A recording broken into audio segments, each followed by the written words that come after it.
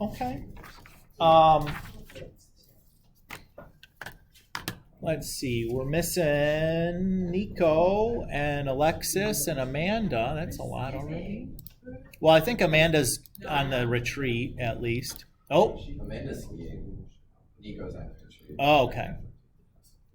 Yep. Well, they've changed. They've since updated the thing this morning that I looked at. So, okay, fair enough. Those people are all supposed to be gone. Okay. So, do you guys? Our plan here. I'll take a couple of questions on some stuffs if you guys have some stuffs. Then we're going to do 6-5, and then the last 45 minutes or so of class we'll do the quiz. Okay. All right. What you guys want? Paul, you got something already? 4 number 15. 6-4 number 15. Okay.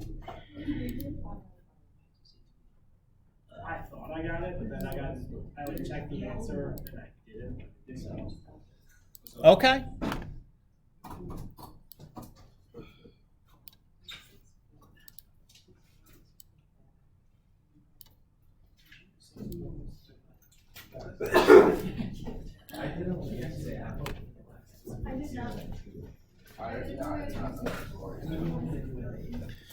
Okay. So this is almost the same problem as in the notes, right? What's the difference between this and the example in the notes?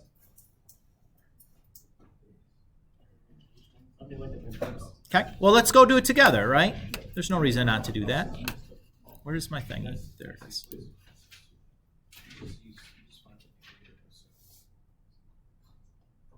So this was almost like example 4, right? Yes. What's the difference between this one and example 4?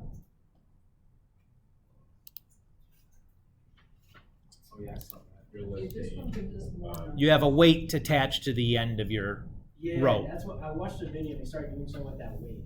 I didn't know what I was doing. Yeah, so Because I got the first part, but not after that. So 2 pounds per foot, and then plus 800.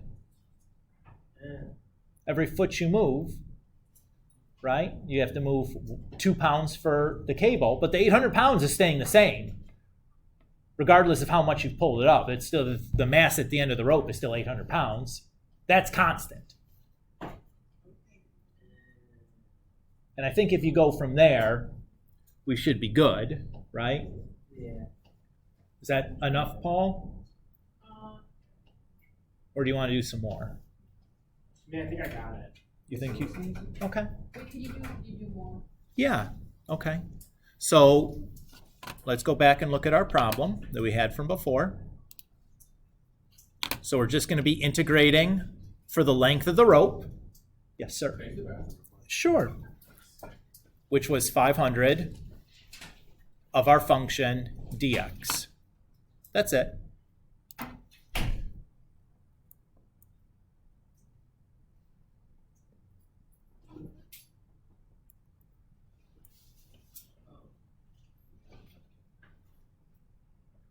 And that should do it. Let's just do that in the calculator real quick. And Paul, do you have the answer in front of you? Should you write down what you're shooting for?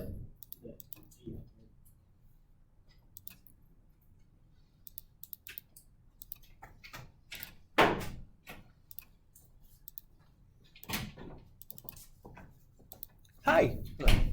Jillian, it's for you. You're welcome. Oh boy. Gotta change my mode.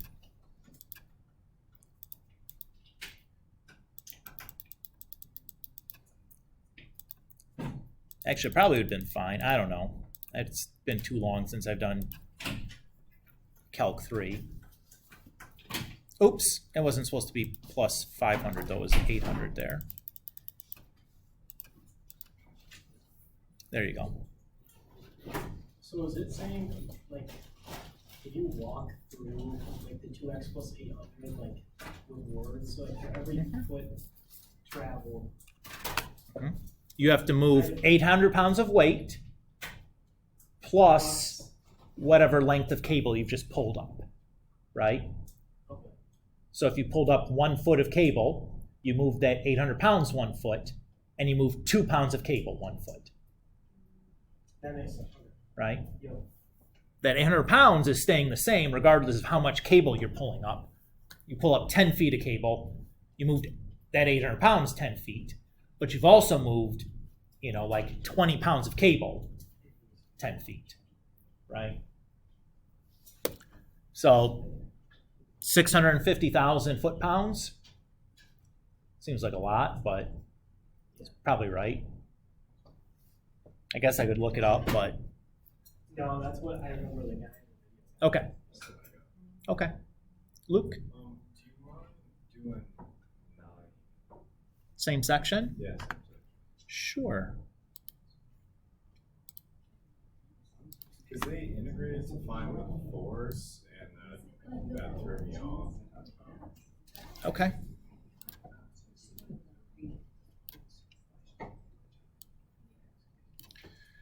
So it says, suppose 2 joules of work is needed to stretch the spring from its natural length of 30 to 42 centimeters. How much work is needed to stretch the string from 35 to 40? And how far beyond its natural length will a force of 30 newtons keep the spring stretched? So again, hopefully you read this and went, okay, this sounds a lot like example 3. Let me go back and look at example 3, and we'll just kind of do it the same way. So I used that initial force and stretching to tell me how to do or set up my f of x equals kx equation to solve for the k. So we'll do that the same way.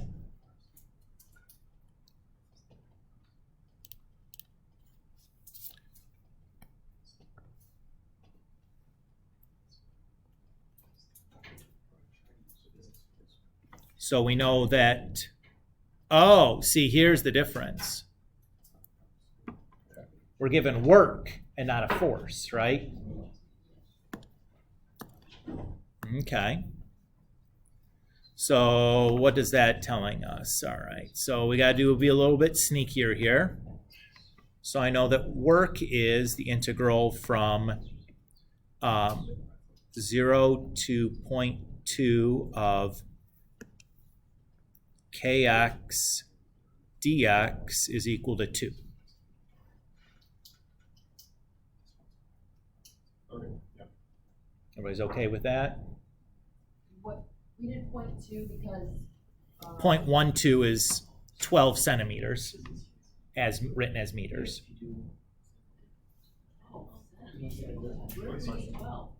The difference from the natural length to the stretched length? Okay. Yes. So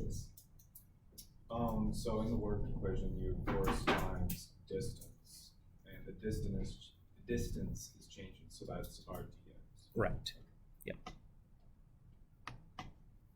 Is that okay? So I'm going to use that to solve for kx. So I'm just going to take 2 divided by the integral from 0 to 0.2 of x dx.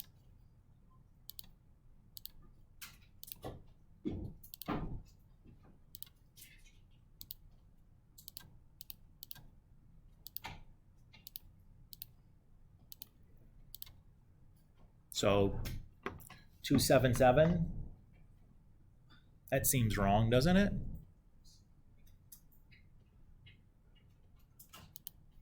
Maybe not. That's right. Why did you do 2 divided? Well, I'm solving for k. Okay. So I pulled the k out and then I divided both sides by the integral.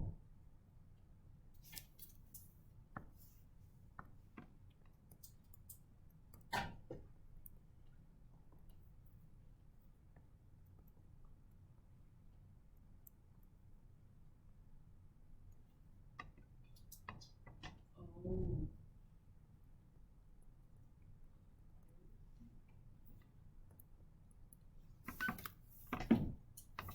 I should probably get the answers out so I can make sure that I'm doing these. It's been too long since I actually did the homework problems that I can't remember what anything is anymore.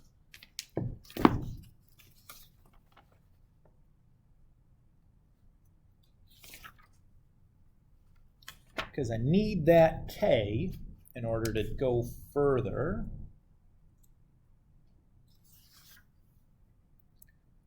9. Okay, that's right for K. That's great. And now that I have K, I know the work is going to be the integral from 0.05 to 0.1 of 277.7x dx.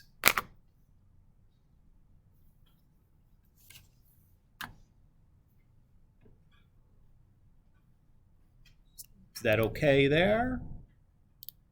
Where is the 0.5 and 0.1 or 0.05? So the natural length is 30, and we're going from 35 to 40. So 35 is 0.05 meters after 30, and 40 is 0.1 meters after. Is that cool? Okay. I'll do my ands here. X dx. And that gives me 104 joules. Yep.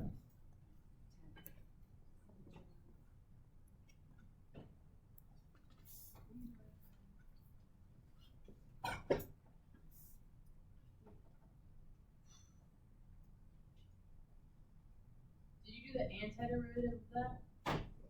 Yeah, I mean, I just typed this in my calculator and just used my calculator to do it. Put this in our calculator. For sure. Wait, where'd you get the integrals? Well, it's work. So it's the integral of force times distance. So on your calculator. Oh, math and then command 9 is fn int. And that'll let you do the integral, or definite integral. All right, B says how far beyond its natural length will a force of 30 newtons keep the spring stretched?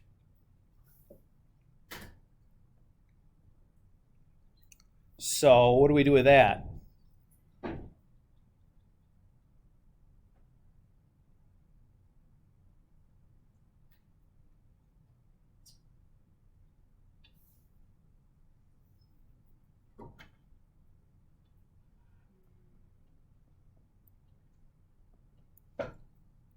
(30 equals kx, right?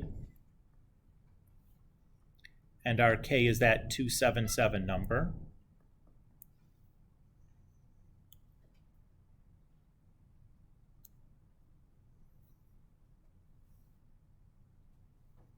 So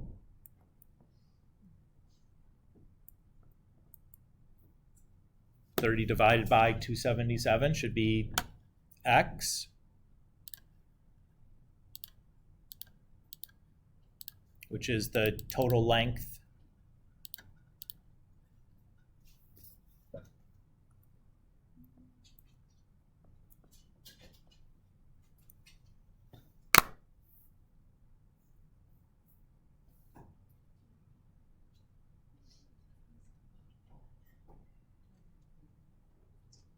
Does that feel all right?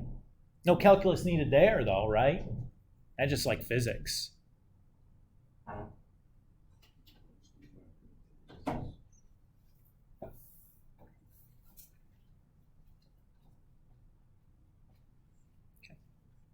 Let's do this last section here. Make sure we have time to for the quiz here at the end. All right. So if we're talking about the average of something, we know how to do that, right? You add up all the things and divide by the number of things, right? If I want the average value of a function, and that function is continuous, how many things are we going to have to be adding up? Infinitely many. What does that start to sound like? An integral, right? When you start adding up infinitely many things, you're talking about an integral. So if I take all these infinitely many sample points, blah, blah, blah, blah, blah, you end up with the average value function, or the average value for a function is 1 over b minus a times the integral from a to b of f of x dx. Just turns into a formula. Julian? So functions are like infinite. What does it mean to find an average of a function graphically? I guess. Yeah, great question. So what's that picture going to look like?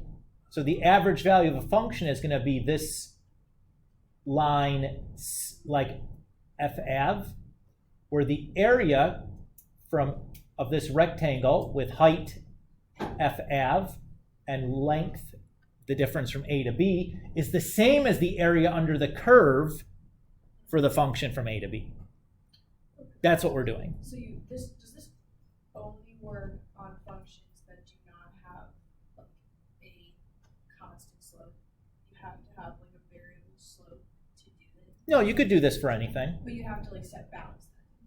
It's like Yeah, it's always bounded. always required. Always bounded, yeah. If it's infinite, then you can't. Then you can. Okay, that's You what can't do it. I understand. All right. What should we say here? Okay. So we have this. Let's do an example. Right? So let's say we want to find the average value of f of x equals 1 plus x squared on the interval from -1 to 2.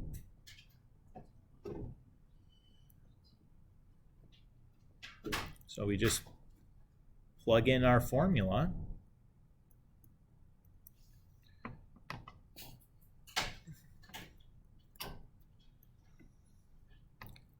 So that's 2 minus -1 is 1/3, or is 3, so I have 1/3 there.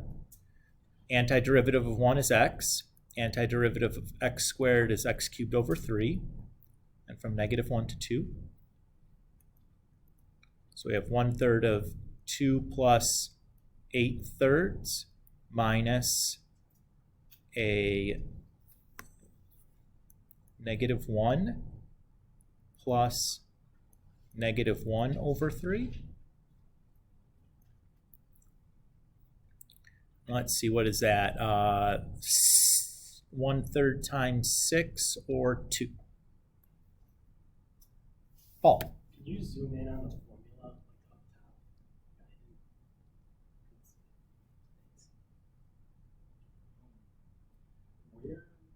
Why are you multiplying your function or your integral by 1 over your bound? Like where's this come from? So the idea here is that, like, you have some function, right? If I take the area, which is the integral, and divide it by the width of the function, that's going to give you the average height, right? If I have something that does like this,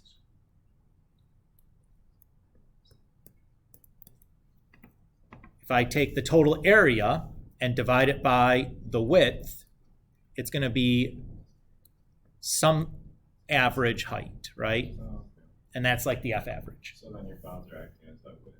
Exactly. Exactly the idea. Does that feel okay? But it's just a formula. All right. Yeah, sure.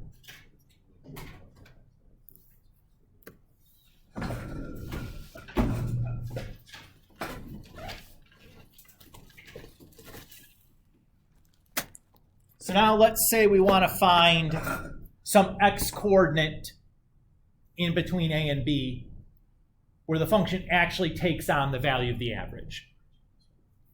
What do we need to make sure that that exists, that such an x exists?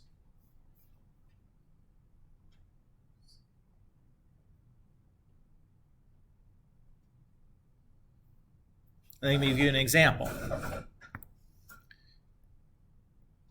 So let's say we have, like, our function does this, where that's 2, that's 3, and then it jumps up here. That's 4, 5, 6, 7, and that's 3, 4, 5.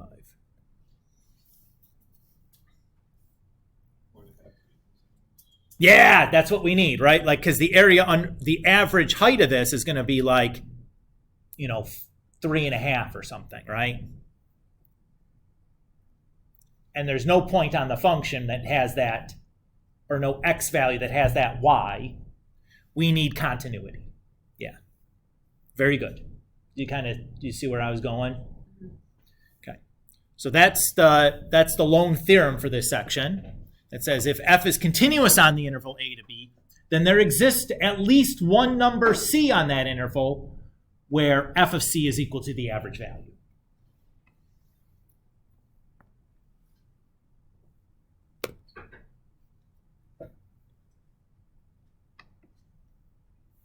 So that's the one little catch. So let's do an example here.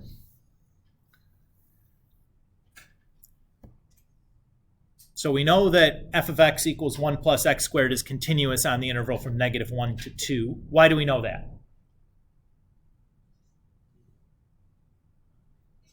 How can you look at 1 plus x squared and know that it's continuous on that interval? Because it's a polynomial. Excellent. And polynomials are continuous everywhere, which is nice, right? That was one of the way back first thing we did theorems. All right. So we know there's such a number exists. How are we going to find it?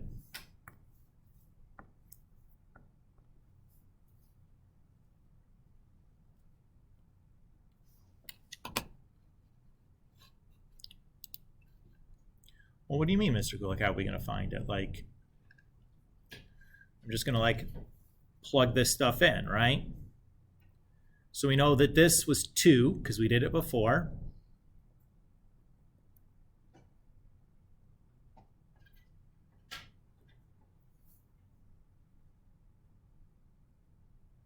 Oh, I'm sorry. We know that f of c is equal to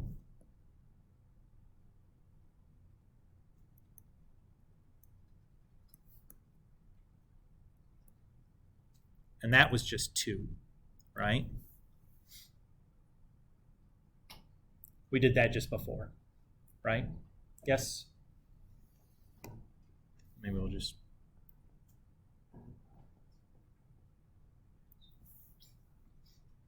write it that way. A little bit more clear. So my function then, f of c, is 1 plus c squared, and that has to equal 2.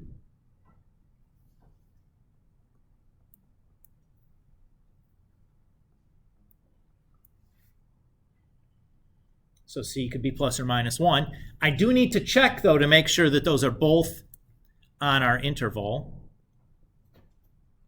They are, so both of them count. Oops. It is possible that you get multiple answers for C, but not all of them count because they're not inside the interval that you're integrating over. But in this case, both of them were. Paul, what's up? Can you just walk through the f of c? Or again, I don't really understand.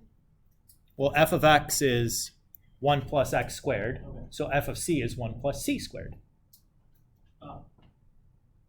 That makes sense. And then I'm just finding my c. That's the value of x that I know that it equals to 2 because we did this. It's just our answer from up here.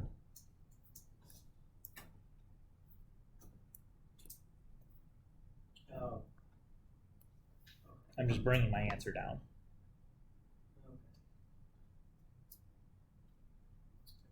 Taylor?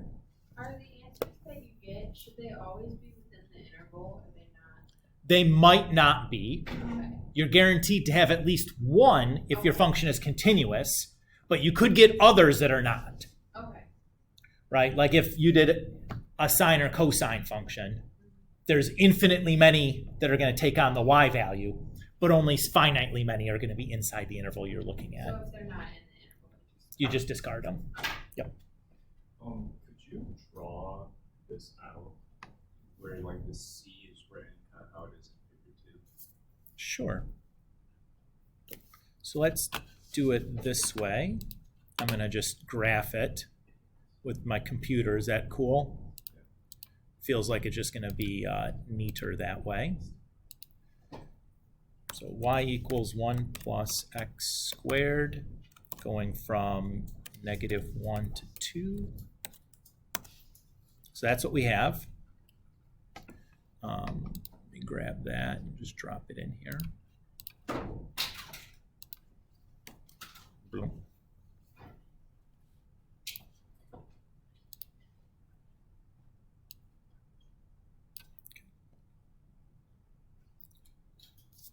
All right.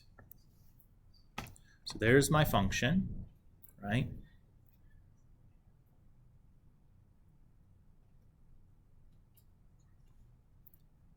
F average is the line y equals 2. And the rectangle we built then is going here, like that's my rectangle, right? And C then is going to be here and there, because those are the places where the function has the same value as f average. Does that feel okay?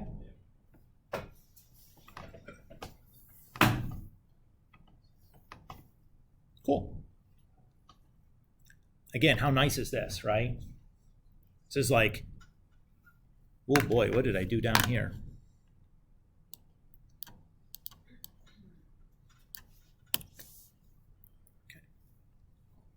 Okay. Last one, it says, show that the average velocity of a car over the interval t1 to t2 is the same as the average of the velocities during the trip.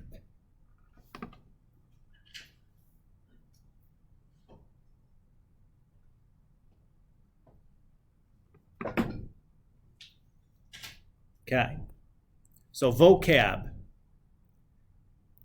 Average velocity of the car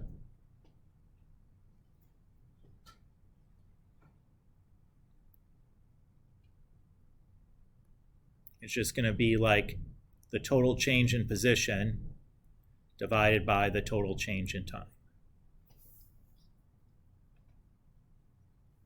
Right?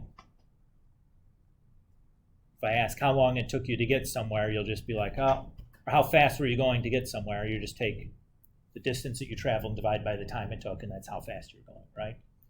Not really, it's your average speed, but like that's what you do. The average of the velocities then would be the integral, or the f_av, right?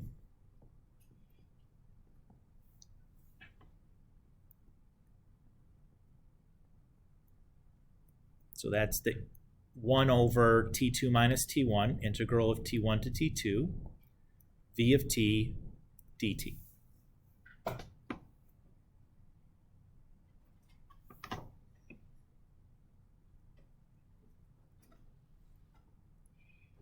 What's the antiderivative of velocity? Position or displacement, sure. We use s of t for that. And we're evaluating from t1 to t2.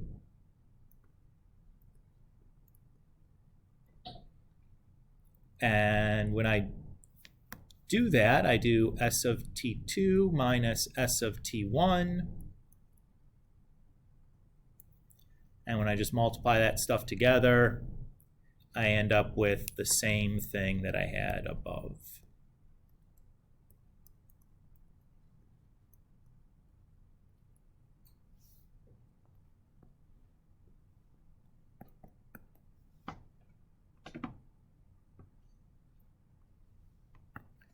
Yay!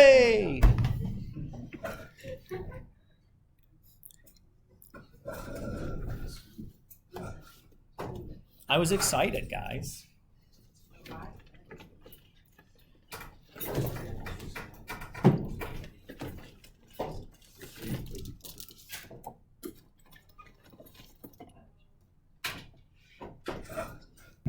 Suppose this is always the case? No, right? I would not expect that to always be the case. I could have to think a little bit about why I know it's the case here.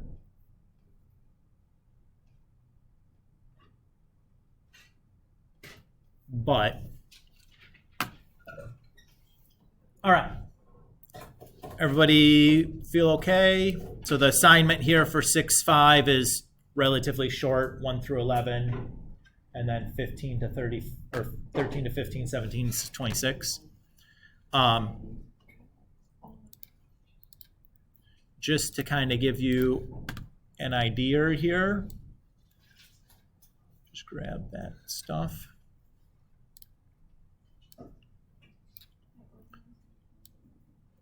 So like 1 through 7 odd is just like plugging into the formula, right? Like NBD. Same idea with A, B, and C. You're just like part A, you plug into the formula. Part B, you find that C. Part C, you draw the picture like we did up above. I want to talk about 15 though. How are we going to do 15 if you're given a function that looks like this? You're not given an equation, you're just given the picture. Would you just count all of it and then divide it by Yeah, that's exactly right. What do you have to be careful about when you're counting? The negatives and positives, but yeah, that's all you're doing. You're just counting. Or you could use geometry, you break it up into like squares and rectangles if you want to do it that way. That's okay too. But that's all you're doing, right? Pretty easy still. I figure I should make mention of it because we didn't do an example with a picture in it because the book didn't have an example for me to steal. But that's a good one. All right, what do we got here? 45 minutes left. That sounds good. Question for you guys. You want to start with the non-calculator one or the calculator one? Start with the non-calculator. Non-calculator. No, non-calculator. I don't think there's winning. No calculator problem first? You guys got it. I go to the bathroom.